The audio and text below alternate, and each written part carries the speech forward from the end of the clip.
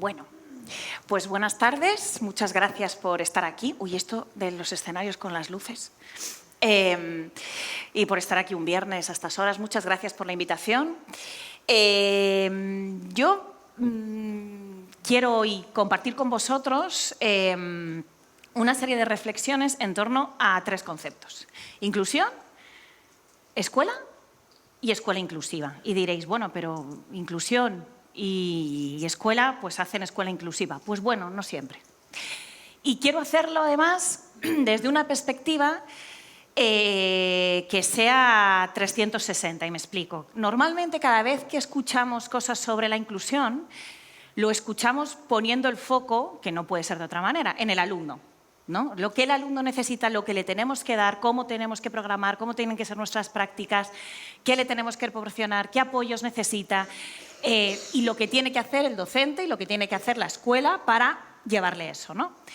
Me gustaría que hoy no fuera el alumno el único protagonista. Ya sé que el alumno siempre está en el centro, pero la inclusión, por mucho que queramos, tengo la sensación que es un tema en el que hay un discurso y una práctica. Y a veces no van a la par, ¿no? Y a veces ese discurso y esa práctica está provocado porque por mucha voluntad educativa o docente o didáctica o pedagógica que pongamos en las aulas, se necesita también otra pata, de la que también voy a hablar, que tiene que ver con una cierta voluntad política, que incluye desde la administración, y vamos a ir desde el marco legal, y esto es una jornada para intentar entrar a debatir o reflexionar sobre el marco legal actual, la LOMLOE, hasta efectivamente lo que ocurre en el patio. Pero eso es un viaje que incluye todo, y muchas veces cuando hablamos de inclusión, pues nos quedamos, como muchas cosas en educación, en lo que tiene que hacer el maestro en el aula en ese momento, sin contar que es que el maestro solo tampoco puede con todo, digámoslo así. Y vamos a intentar hacerlo desde tres premisas. Primero, desde no juzgar, desde no entrar en esta dicotomía que se produce en casi todas las cosas cuando hablamos de educación, es si eres de A o eres de B. Si un centro es inclusivo o no es inclusivo. Eso no se puede determinar así, por mucho índice que apliques, por mucha checklist que quieras pasar, y va con el segundo tema. No es una receta ser un centro inclusivo, no hay un listado de cosas que uno tiene que hacer y si hace hasta un porcentaje de algo entonces es inclusivo y si hace hasta un porcentaje de otra cosa no lo es. No funciona así y esto es un viaje, un proceso continuo de mejora, porque inevitablemente, como se entendía la inclusión o antes de la inclusión la integración, que al final vamos cambiando los conceptos pero no a la misma velocidad las prácticas, pues hace 20 años había una serie de realidades que no estaban presentes cuando hablábamos de inclusión. Era un concepto de inclusión muy centrado en lo que entendemos por la discapacidad, el concepto clásico de necesidad educativa especial, como luego lo queramos reformular, ¿no? Pero no pensábamos que teníamos que atender como ahora a problemas o situaciones, por ejemplo, derivados de la salud mental, y que ahora mismo inundan cantidad de las aulas. Entonces, cuando un centro es inclusivo, no termina de ser nunca, o lo es siempre. Podéis coger el vaso medio lleno o medio vacío, porque siempre va a haber nuevas necesidades a las que vamos a tener que dar respuesta. No vamos a terminar nunca. Esto es como lo de la utopía. ¿Para qué sirve la utopía? ¿No vamos a llegar? Sí, pero sirve para seguir avanzando, ¿no? Entonces vamos a intentar hacer esta reflexión desde este marco.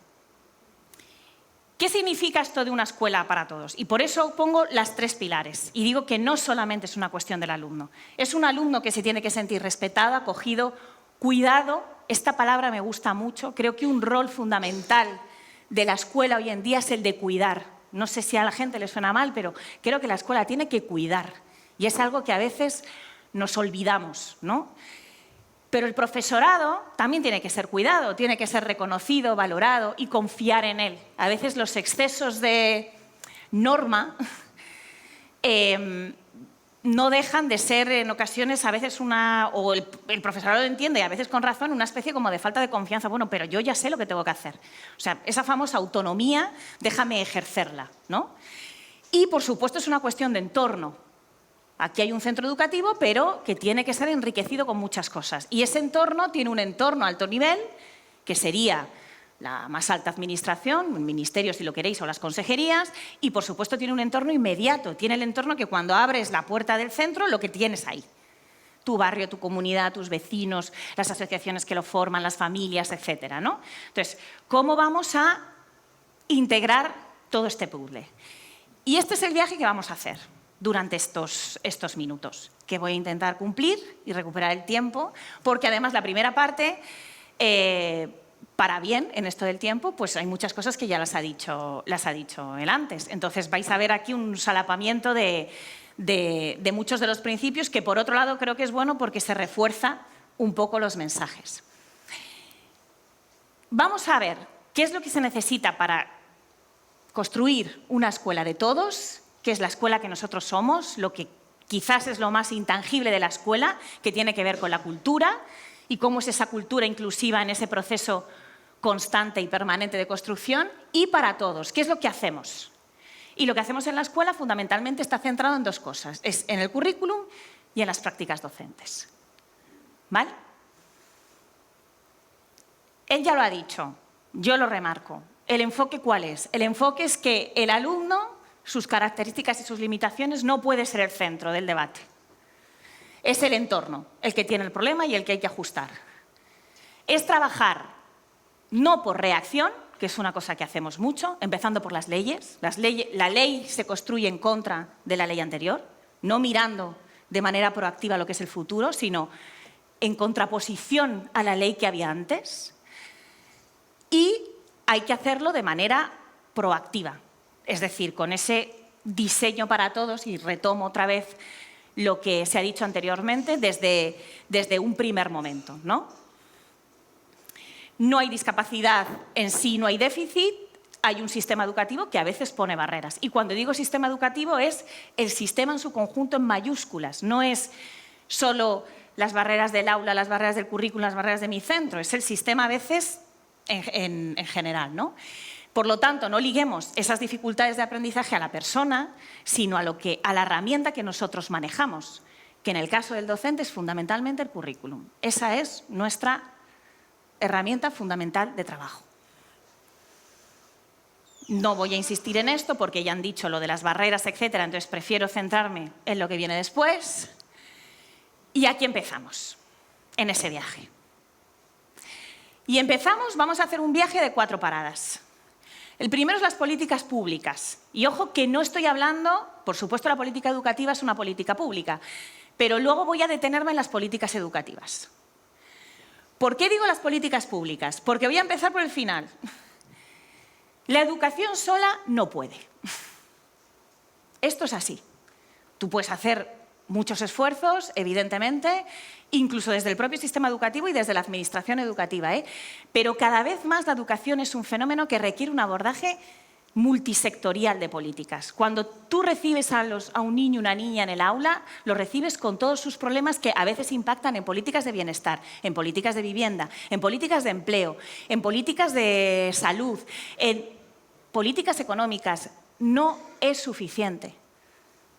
Y esto es necesario que los poderes públicos lo entiendan y que articulen políticas integrales. Hay algunos experimentos, si os lo digo, en políticas públicas que van en esta línea, que hacen este esfuerzo de integrar distintos elementos para diseñar lo que se denominan itinerarios de inclusión, donde converge lo laboral, lo económico, lo de la vivienda, el bienestar social, etcétera, etcétera, y el educativo es parte de ese itinerario, pero son excepciones, no es la regla. Entonces, este es el primer mensaje. Necesitamos a la comunidad, como decimos nosotros en educación, necesitamos a la comunidad. No vale solo que se esté empujando el barco desde uno de los lados. La detección. Bueno, este es un tema donde la teoría y la práctica choca bastante. Hay un planteamiento, evidentemente, de no etiquetar, no categorizar, ¿no? Hasta qué punto necesitamos saber exactamente si está en este bloque, en este grupo o en esto, Pero lo cierto es que muchas veces, si no lo nombras y no lo identificas y no lo diagnosticas, es muy difícil proporcionar los apoyos que ese grupo concreto necesita, porque evidentemente una discapacidad visual no necesita lo mismo que un TEA, un TGD o lo que sea, no es igual. Entonces, ahí es importante hacer esa detección. Esto tiene mucho que ver con la política sanitaria, no tiene que ver tanto con la política educativa, tiene que ver con la política sanitaria. Una respuesta clara en la primera infancia, porque sabemos, y eso lo sabemos bien, que precisamente desde ese marco de la prevención y de la forma de actuar proactiva y no reactiva, tenemos mucho ganado para el futuro y, evidentemente, yo creo que sí es un punto de partida para poder articular una serie de apoyos. Esa segunda pata, los datos. Cada vez que escuchamos esto de la digitalización del sistema educativo, y es algo en el que seguro que estáis hartos porque seguro que habéis vivido el famoso proceso de competencia digital docente. ¿Qué ocurre? Que cuando hablamos de digitalización del sistema educativo, efectivamente estamos hablando, o parece que solo se habla de vamos a dotar a los centros de conexión, vamos a dotar a los centros de equipamiento y vamos a dotar al profesorado de capacidad, ¿no? Y entonces ese encaje va a producir automáticamente una digitalización del sistema.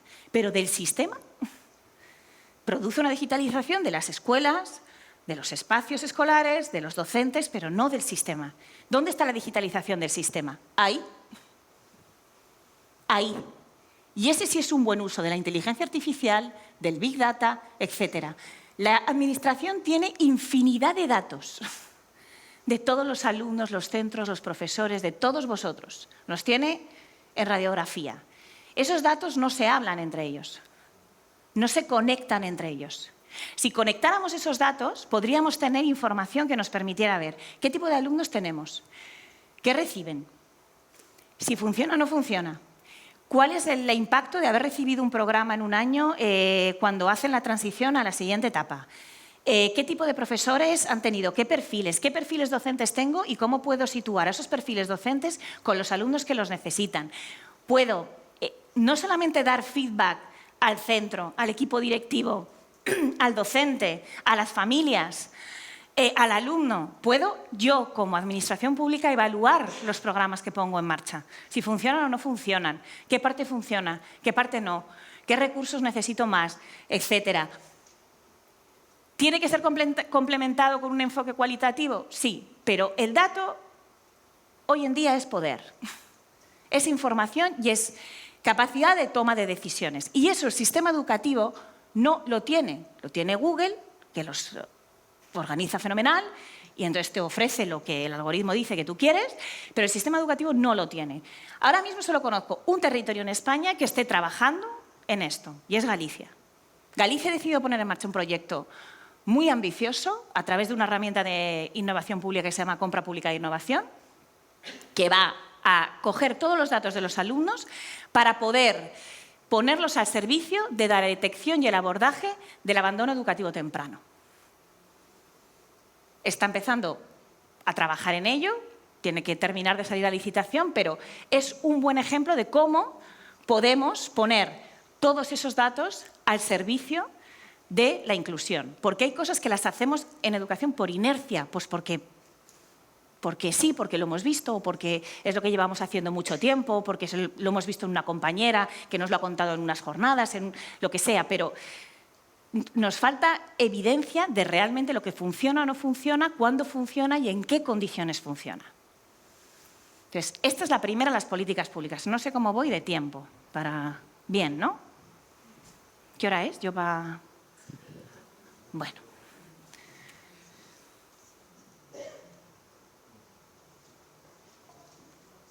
Políticas educativas, que por supuesto es una política pública, pero es nuestra política pública. Cambio de enfoque. Intentemos tirar más hacia medidas de prevención e intervención y menos hacia atención a la diversidad. Cuando nosotros metemos medidas de atención a la diversidad es un reconocimiento del fracaso del sistema. Es una vía paralela. No hemos sabido dar respuesta cuando había que dar respuesta. Y por eso necesitamos articular canales paralelos, que tienen mucho que ver con otra cosa que veremos luego, que es la famosa certificación. Interseccionalidad. La persona es una combinación de diferentes entidades. Es verdad que en el mundo de la discapacidad se tiende a pensar como que una discapacidad hace homogéneo a un grupo. Y no es así. No todas las personas con discapacidad visual son iguales, no todo el autismo es igual, no todos los sordos son iguales, no es verdad. Son personas con sus peculiaridades, con sus necesidades, con sus intereses, con sus vivencias, con sus distintos elementos que lo configuran como personas únicas y que no están representadas por la discapacidad que tienen, ¿no? Entonces, dejemos de intentar meter a todo el mundo en esos paquetes. Financiación, el temazo. Aquí en España no tenemos un modelo de financiación educativa. No existe. Se da el dinero, se distribuye en torno a unos criterios, pero no hay un estudio claro que permita llevar el dinero o más dinero a aquel que más lo necesita.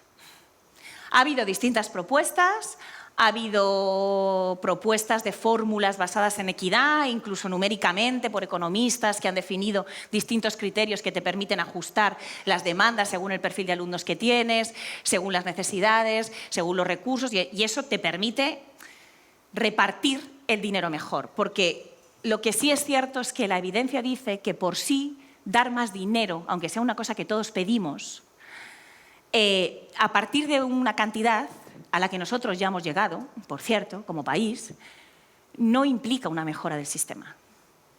Lo que sí implica es cómo distribuyes el dinero que das. Y eso es algo en lo que los poderes públicos sí que tienen que trabajar en esas fórmulas. Sé que para ellos no es fácil porque hay otros agentes que no van a estar contentos, ¿no?, de esa distribución más equitativa, pero es evidente que yo no conozco los territorios de aquí, de Canarias, pero yo en Madrid no es lo mismo colegios que conozco en Vallecas que colegios que conozco en el barrio Salamanca, que es como el barrio de élite. Colegios públicos los dos, que no tienen, pero no necesitan lo mismo, no requieren lo mismo y reciben, no lo mismo evidentemente porque no son centros iguales, pero sí ajustados con los mismos criterios y eso no funciona. Por tanto, además también es necesario transitar desde un enfoque donde yo doy dinero para cubrir necesidades individuales, porque un alumno lo pide en esa forma de apoyos, a yo doy dinero para un proyecto de centro que quiere hacer un enfoque integral orientado a la inclusión. Ese enfoque de financiación también es distinto y es otra redistribución diferente del dinero.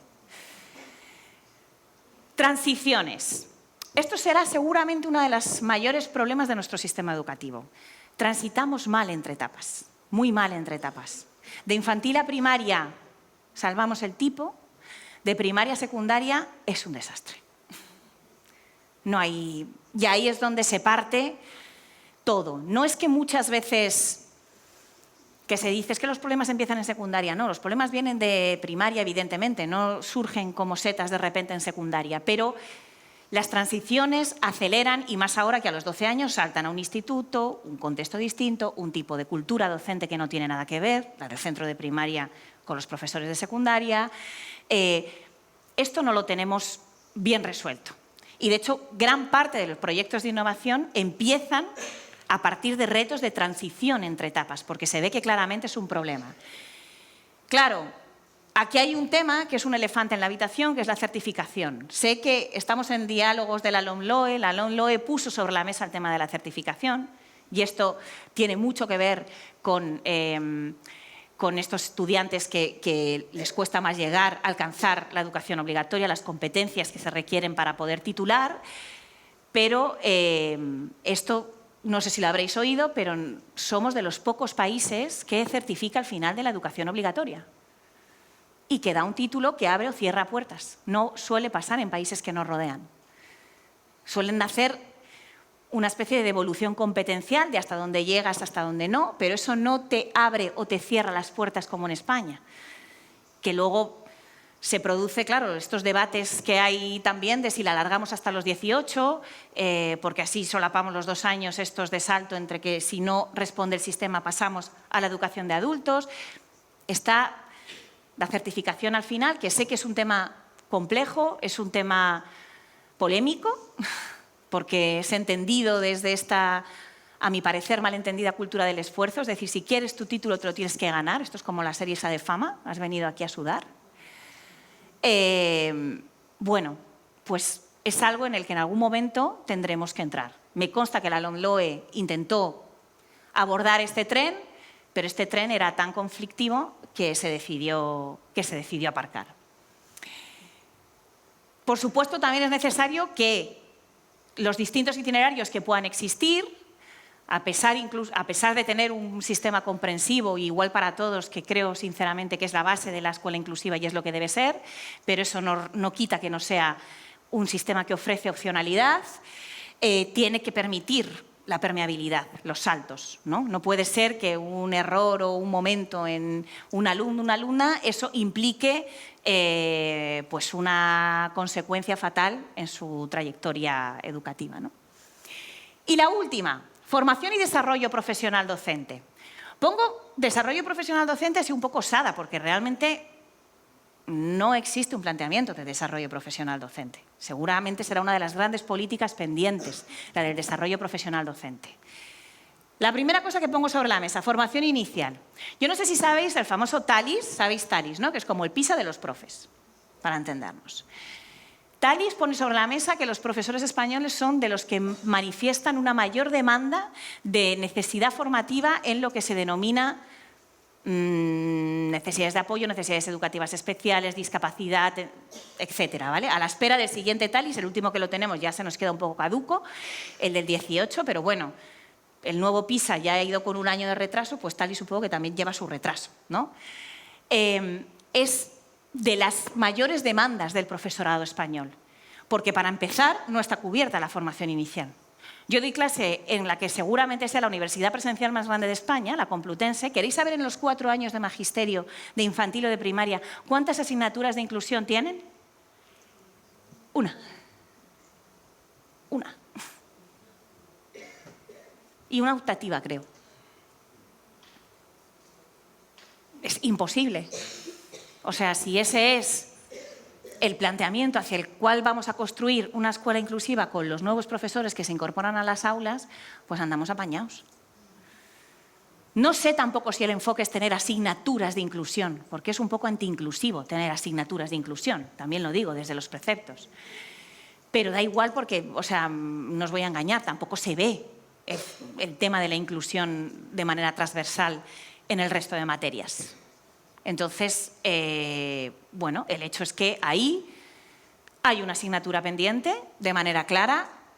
No sé si recordáis, hace aproximadamente 1 año hubo un intento del Ministerio que puso un borrador de nuevos planes de formación de los maestros sobre la mesa, donde se aumentaba significativamente el peso de contenidos sobre inclusión educativa en la formación inicial de los maestros. La universidad se montó un pollo que no os quiero ni contar.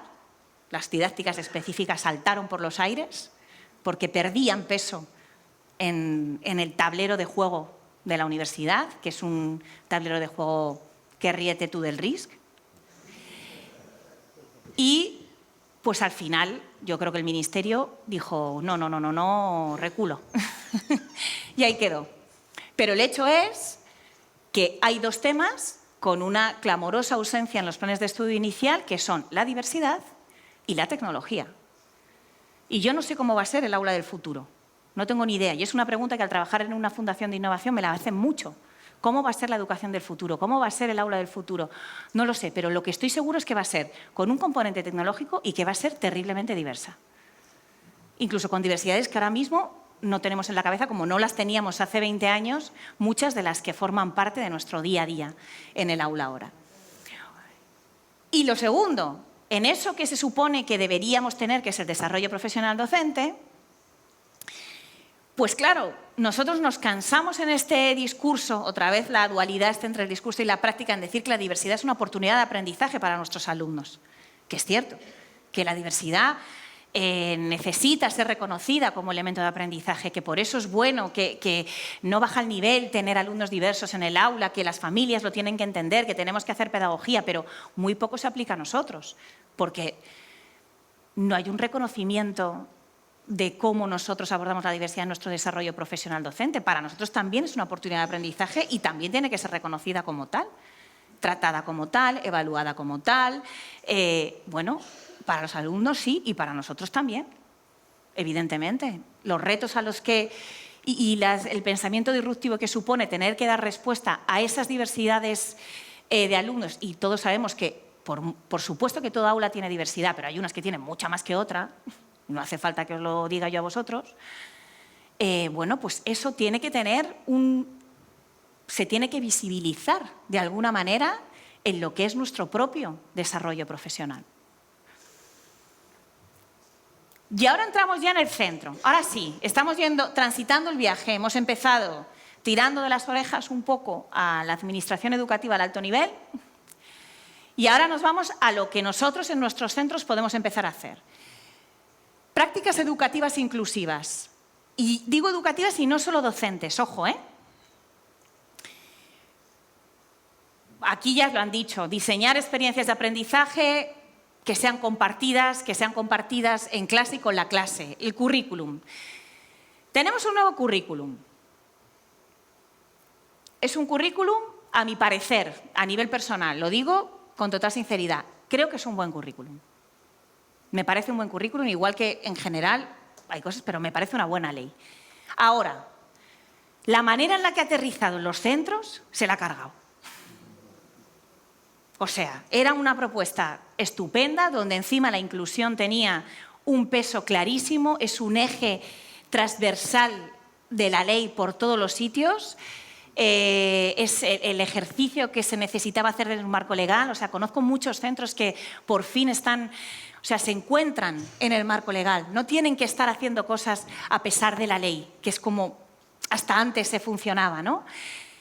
Pero claro, la entrada a modo elefante en cacharrería, o sea, con el nuevo currículum, con las situaciones de aprendizaje, a la par de la competencia digital docente, no sabes dónde mirar. O sea, es algo que un buen planteamiento y un planteamiento necesario, porque ese currículum competencial era necesario, ese enfoque era necesario, a mi parecer, aquí para gustos los colores, pero yo creo que es un buen enfoque y creo que es el enfoque correcto, pues se lo ha cargado al final, porque uno solo ve los problemas de implementación y eso le hace desechar, por decirlo de alguna manera, el contenido en sí. El currículum competencial inevitablemente nos lleva a esas metodologías participativas y colaborativas, donde el grupo de iguales, que es un elemento de inclusión fundamental, y es uno de los mayores apoyos, tiene y juega un papel muy importante. Y, claro, el temazo del currículum es la evaluación por competencias. Eso que todo el mundo habla, pero nadie sabe muy bien dónde está, cómo y cuándo y cómo se aplica. Ya sé que todo el mundo os dice que tenéis que fijaros en los procesos versus los resultados, integrar distintos resultados, no solamente académicos, no académicos, pero en todo este arrase de entrada en los centros, pues se nos ha perdido. Y al final, pues mira, yo conozco incluso centros que en secundaria, que me parece más complejo por la mentalidad académica, han cogido todo primero y segundo de la ESO, han eliminado las asignaturas y han convertido todo el currículum en 9 proyectos en todo el año, por ejemplo. Pues esos profesores a final de curso, ¿qué hacen? Traducir. Hacen una evaluación competencial rigurosísima, que es digna de ver, pero ¿qué es lo que hacen? Pues necesitan traducir esa evaluación competencial a las notas numéricas que pide la administración, necesariamente. Entonces, otra vez aquí, el discurso y la práctica se nos chocan. Último elemento, la tecnología. La tecnología que viene, o venía, y esto lo sé porque es mi origen un poco académico y de investigación, a venderse como un nuevo elemento que posibilitaba la inclusión de colectivos. Yo en mi época, cuando hice la tesis doctoral, que lo hice de esto, era como una herramienta que posibilitaba a estudiantes con discapacidad acceder a cosas que no podían acceder de otra manera. Pero la tecnología tiene una cara B. Y no solo la cara B que estáis pensando todos vinculado con la inteligencia artificial, etcétera, sino que no es tan, la tecnología por sí misma puede no ser accesible. También digo una cosa, no es responsabilidad vuestra como docentes, ni directores, ni nada, saber si una tecnología es accesible o no, desde un punto de vista técnico. Eso es una cosa de los informáticos o de los técnicos. Ahora, sí que sepáis que no todo material digital, por mucho que tenga. Y vamos a pensar desde el planteamiento del DUA, que es un planteamiento además que conozco bien. Múltiples formas de presentar la información significa que esa múltiple forma de presentar la información sea accesible a todos los estudiantes. Porque ahí fuera hay, por ejemplo, ayudas técnicas, líneas braille, etcétera, que según cómo esté diseñado ese material, no accede. No accede, porque bebe del código fuente, no lo lee y no llega. Entonces, esa otra forma de presentar la información no se va a producir. Entonces, tecnología sí, pero hay que analizarla bien, hay que tener una política de tecnología inclusiva, hay que buscar bien esos productos accesibles para todos, que por ley deberían serlo, por cierto, pero la realidad es que no es así. Y hay que hacer ese encaje con todo ese conjunto de apoyos tecnológicos que son esas ayudas técnicas que utilizan muchos de nuestros estudiantes para poder interaccionar con los recursos que ponemos y, por tanto, a veces acceder directamente a contenidos de aprendizaje. ¿Hora? ¿7? Vale. Prácticas organizativas. A mí esto me parece el gran tema, la organización escolar. Es un tema muy gris, yo lo sé, dices organización escolar, qué rollo, ¿no? Y yo lo sé porque además en la universidad la enseño a veces y es como documentos institucionales, tal, es un tostón, ¿no? Pero realmente es el funcionamiento de una escuela. Esto sí que es el funcionamiento de una escuela y esto sí es una llamada a los equipos directivos. Barreras no voy a entrar porque ya las han dicho. Espacios y tiempos, reformulación, infraestructura escolar. A veces, claro, eliminar esas barreras arquitectónicas de los edificios es complejo, porque tenemos unas escuelas que algunas tela. Para que os hagáis una idea, tenemos la infraestructura escolar más vieja de Europa. No sé si sabíais esto, pero que lo sepáis. Y ahora está empezando a salir a la luz porque con estas olas de calor, etcétera, etcétera, se están empezando a poner sobre la mesa cuestiones de, bueno, ¿cómo vamos a tener aquí a los niños, a las niñas en estas situaciones? Pero claro, hay una contraposición entre muchas metodologías que se nos dicen, muchas formas de implementar el currículum, muchas actividades que tenemos que hacer y unos espacios que no encajan. Para que os hagáis una idea, cuando yo estudiaba en la Facultad de Educación, yo tenía sillas movibles de esas de pala, verdes, que pesaban mucho pero las podías mover.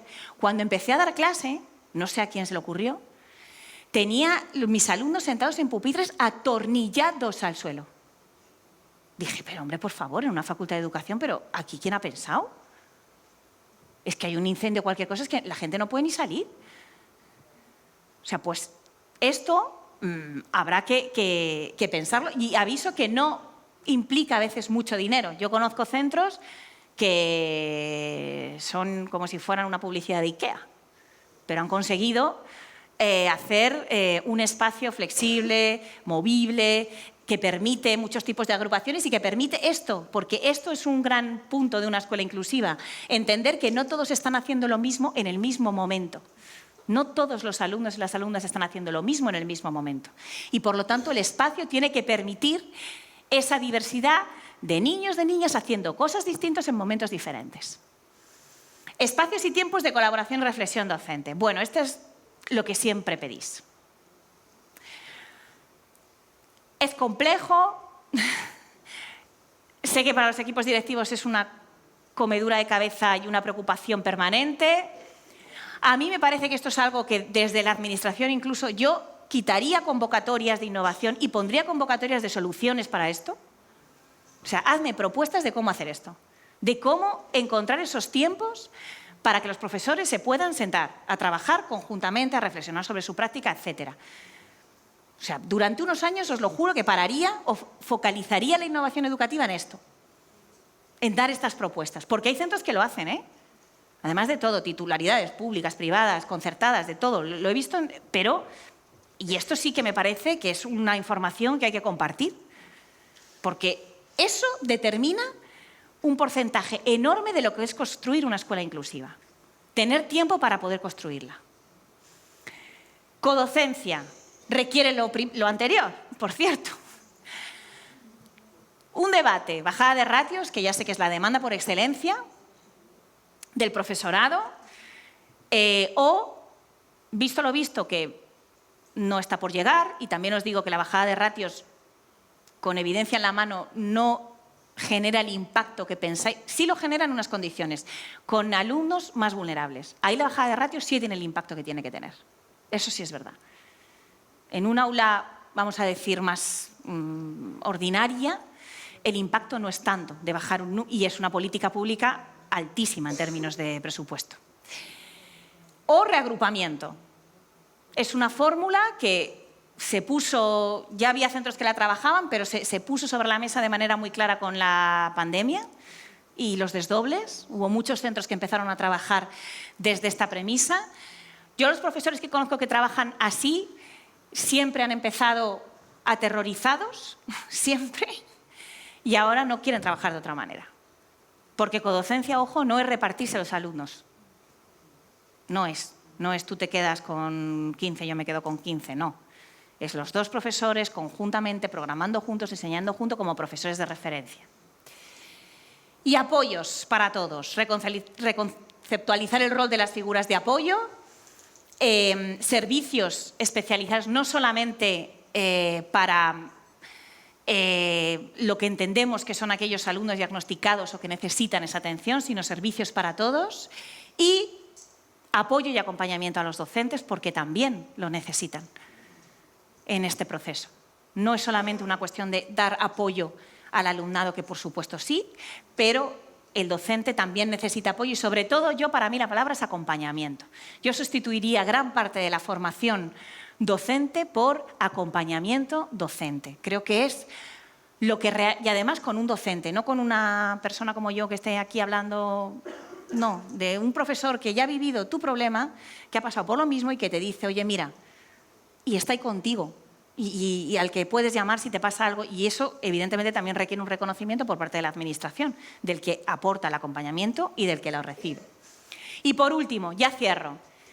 Entorno, ¿os acordáis que había alumnos, profesores y entorno? Entorno, comunidad, liderazgo inclusivo.